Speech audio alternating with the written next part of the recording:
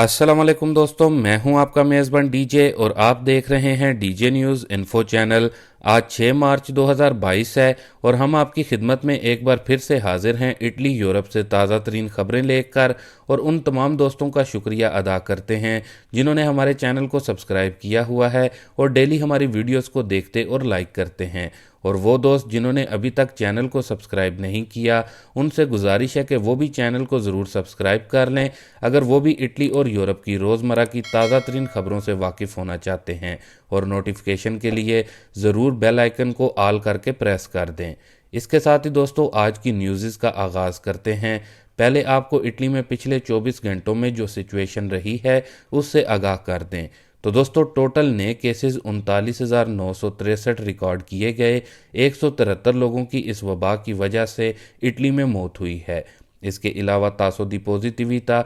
10.5% तक रही है। आपको बता दें कि इटली में कोविड वबा और नए मरीजों में दिन ब दिन मसलसल कमी आ रही है, जो कि इटली के लिए गुड न्यूज़ है। इसके अलावा गुड न्यूज़ ये भी है कि केसेस में कमी आने के बाद अतालवी हुकूमत का जो प्लान था कि वो इटली में जो स्टेट एमरजेंसी लगी हुई है इसको 31 मार्च 2022 को ख़त्म करेगी। लेकिन गुज़िश्ता कुछ दिन पहले अतालवी वज़ीर आज़म मारियो द्राघी ने ऐलान किया था कि इटली में एमरजेंसी को इस साल यानी कि 31 दिसंबर 2022 तक एक्सटेंड किया जा रहा है, जिसकी बड़ी वजह यूक्रेन और रशिया की जंग बताई गई थी। लेकिन दोस्तों, इस एमरजेंसी को एक्सटेंड करने के प्लान पर इटली में मुख्तलिफ सियासी जमातों और अवाम की तरफ से मौजूदा अतालवी हुकूमत को तनकीद का निशाना बनाया गया है और कहा जा रहा है कि इटली में ये एमरजेंसी को मज़ीद एक्सटेंड करने का जो मंसूबा है ये बिल्कुल गलत है, क्योंकि पहले ही इटली के माशी हालात और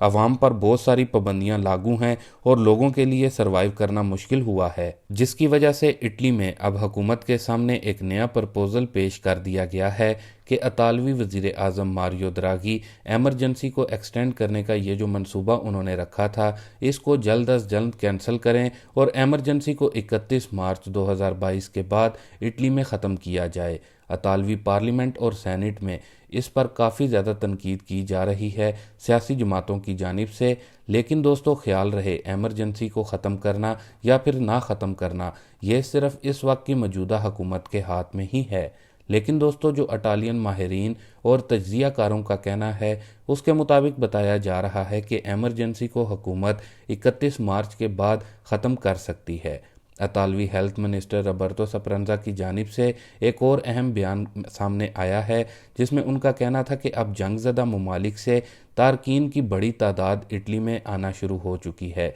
जिसकी वजह से इन तारकीन वतन के लिए ख़ास सेंटर्स कायम किए जा रहे हैं और इन तमाम तारकीन वतन का तिब्बी मुआयना करने के बाद इनको इटली के मुख्तलिफ शहरों में डिवाइड किया जाना है। दोस्तों, यहाँ पर गुड न्यूज़ ये है कि अब 50-50 चांसेस हैं कि इटली में एमरजेंसी को 31 मार्च 2022 के बाद ख़त्म कर दिया जाए, जिससे ज़िंदगी इटली में एक बार फिर से मामूल पर आ जाएगी। इसके अलावा आपके साथ एक और अहम न्यूज़ को शेयर करते चलें, जिसमें बताया जा रहा है कि रशिया के यूक्रेन पर हमले के बाद तवानाई की आलमी कीमतें आसमान पर बात कर रही हैं, क्योंकि रशिया एक अहम मुल्क है जो कि तेल और गैस बरामद करता है। ख्याल रहे कि जुमेरात को तेल की कीमतें $118 फ़ी बैरल तक भी गई हैं, जबकि गैस भी मुसलसल ऊपर ही जा रहा है। ऐसे में इटली में भी पेट्रोल फ़ी लीटर 2 यूरो से तजावज़ कर चुका है, जबकि इटली में डीजल भी 1 यूरो 90 सेंट तक पहुंच गया है। जबकि दोस्तों, ख्याल रहे कि एलपीजी गैस जो कि घरों में खाना पकाने के लिए इस्तेमाल की जाती है वो भी फ़ी लीटर या फ़ी किलोग्राम 85 सेंट हो चुकी है। इसके अलावा सीएनजी पौने 2 यूरो तक में फ़रोख्त हो रही है। इस हवाले से अतालवी तजारती तंजीम का कहना है कि बढ़ती तेल और गैस कीमतों की वजह से तजारती अदारों और सियाहती शोबे पर 30 अरब यूरो से ज़ायद का इजाफी बोझ पड़ेगा और महंगाई होने की वजह से इटली में बहुत सारे लोग बेरोज़गार भी होंगे। जबकि दोस्तों, ख्याल रहे कि रिपोर्ट में यह भी बताया गया है कि 45% वर्कर्स को बेरोज़गारी का सामना करना पड़ सकता है इटली में, जो कि इटली में रहने वाले गैर मुल्की लोगों के लिए बड़ा नुकसान होगा। जहां एक तरफ एमरजेंसी ख़त्म होने के बाद अतालवी अवाम के लिए गुड न्यूज़ होगी, वहां ही दूसरी जानिब इटली में महंगाई की वजह से अवाम को मज़ीद और मसाइल से दो चार होना पड़ सकता है। اس کے علاوہ خیال رہے کہ اٹلی میں اگلے 4 ماہ تک گیس کا جو سٹاک ہے وہ موجود ہے، جبکہ اٹلی میں 40% گیس رشیا سے آتی تھی،